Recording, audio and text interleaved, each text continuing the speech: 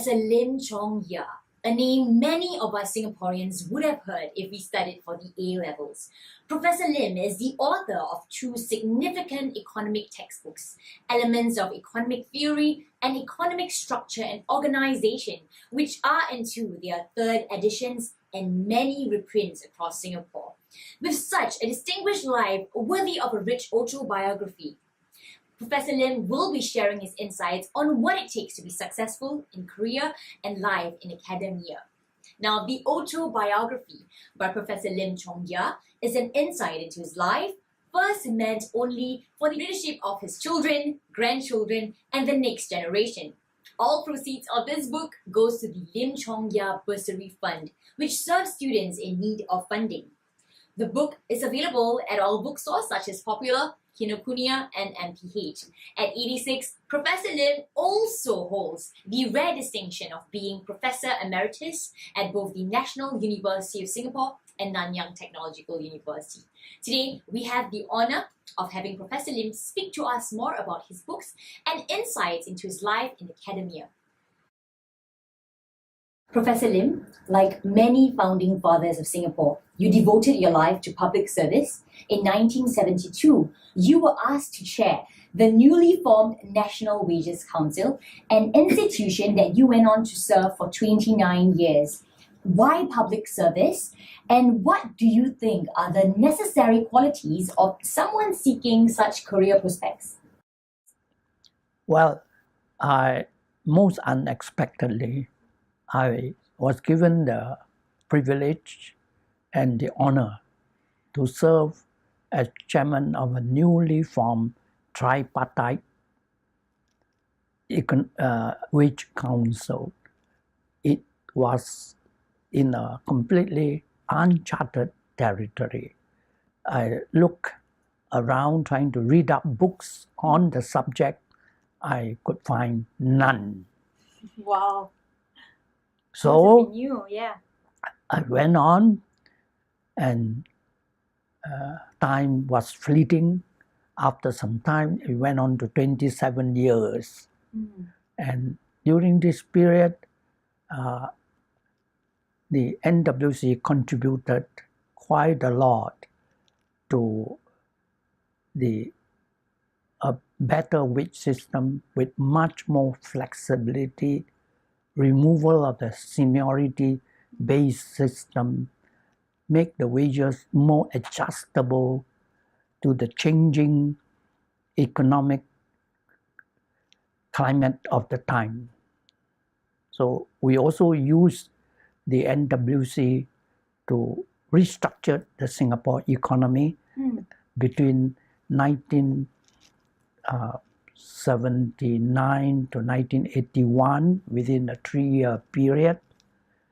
We also used the NWC to fight against hyperinflation in 1973 to 1974, as well as to fight against export-oriented, the external shock that brought with it recessions in different parts of different times of Singapore history. So what drove you exactly to do public service? Why the tremendous contribution in public service? Well, I didn't choose to do it. I was asked by the government to do it. Okay. And I had great respect for the top government leaders at that time, Mr. Lee Kuan Yew, Dr. Goh Keng Swee, Mr. Rajaratnam, Dr. To Ching Chai, and many others. So I could not say no. It was. And to helm such a newly founded institution, it must have taken a lot of resilience. And what other qualities do you think it takes to do such a thing? I do not know what qualities I had that make the government to choose me and to have confidence in me in heading that newly formed tripartite organization. They told me it will be represented at the highest possible level. And then as we went on, we started to have our own rules of conduct and our own aims for Singapore. And we had in mind growth, rapid growth with equity, with fairer income distribution. Yes. And I think we achieved both. We helped to achieve both. Yes. Between 1973 to 1991, you were also president of the Economic Society of Singapore and a member of the Presidential Council for Minority Rights for 20 years from 1992 to 2012.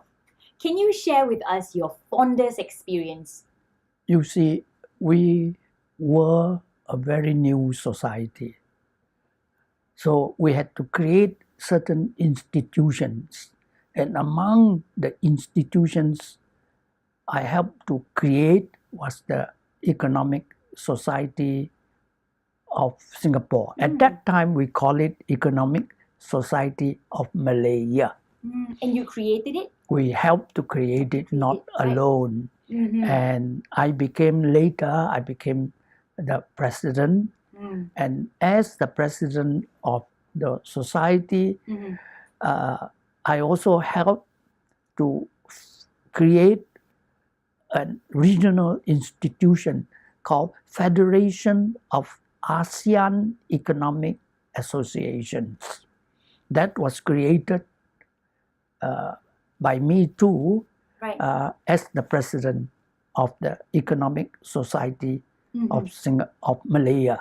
Did you always have a vision about what was going to happen to Singapore in 50 years? Well, we were a basket case, meaning to be thrown into the waste paper basket, a nation with very little hope for the future, a nation with a bleak future. So we too believe that we have to survive. Yes. That's why at that time we were talking of survival, everything, how to survive as a separate entity without the hinterland of Peninsular Malaysia. We became a completely independent country. And could we survive without that hinterland? How do we survive? So we had in mind, one way was to ensure that we have enough investment in human capital. Yes. That we train up our people, put as much resources as possible in training. Another way is to make sure that we have enough investments. At that point of time, we were particularly interested in foreign investment. Yes. And that was not the practice nor the norm at that point of time. We were criticized left, right, and center for attracting foreign multinationals to Singapore.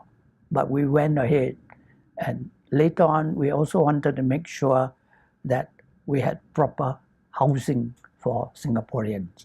And today, I think that is one of our greatest achievements in public housing.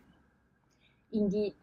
Trade and investment has been a major pillar of support in Singapore's science and technology as well as the economy, right? Sorry, let me repeat that again, okay? So trade and investment has been a major pillar of support in Singapore's economy, and I believe will continue to be so in the next 50 years. So while Singapore is currently geared towards productivity-driven growth, the question for the next generation will be, what will be the areas the young should focus on in terms of economic growth that will benefit us directly? Well, the most important factor that the young must remember is to live harmoniously, give and take, have a good, coherent society and be respectful to each other's differences, and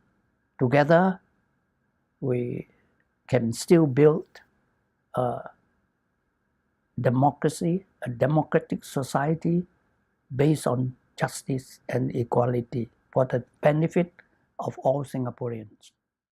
Professor Lim, in your autobiography, Life Journey of a Singaporean Professor, you spoke about the many aspects of your personal life as well. How important do you think ensuring your life is?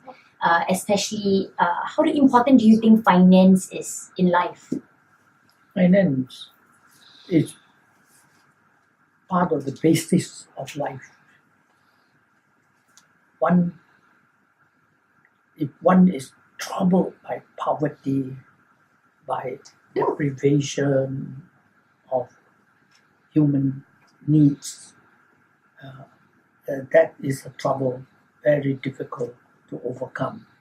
As for financial economics for Singapore as a whole, that is very critical too, because we are a financial center, and that is very important as a background to our economic success. You have to be successful in managing the finances, including our monetary affairs, our exchange rates, our insurance policies,